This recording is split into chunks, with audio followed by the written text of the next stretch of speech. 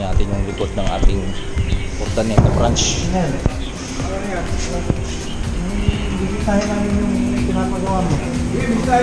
Dito yung magiging service area natin, no? Pwede na pala dumaan dyan. Dito yung service area, tapos dito rin yung car wash area.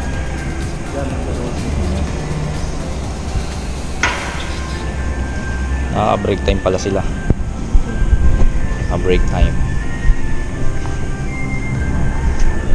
Dito tayo maglalagay ng ano, car wash.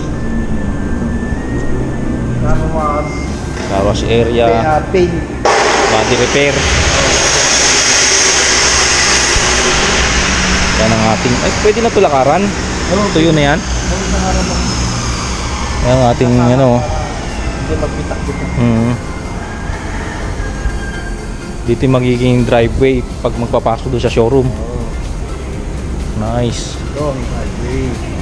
Punta sa showroom. Ito yung, dito yung dati nating inspection no. Yung may nagbubuhos pa doon. Okay. Ayan ang ating likod ng Isuzu Urdaneta. Doon yung highway, MacArthur Highway. Okay. Nice. Ganda ng location, no. Ngayon lang ako nakapunta rito sa likod eh. Kasi nung nakaraan, last month dito, Wala pa. puro lupa pa siya. Ayos. Doon ang papasukan ng showroom. Ina-upload na yung gawa mo yun. Hindi ko naman ina-upload to. Pag GoPro hindi ko ina-upload. Gusto ko lang maano, kumbaga memories ba. Pinapanood ko lang sa cellphone. Ito sa taas yung magiging parts area. Parts stock room yan sa taas.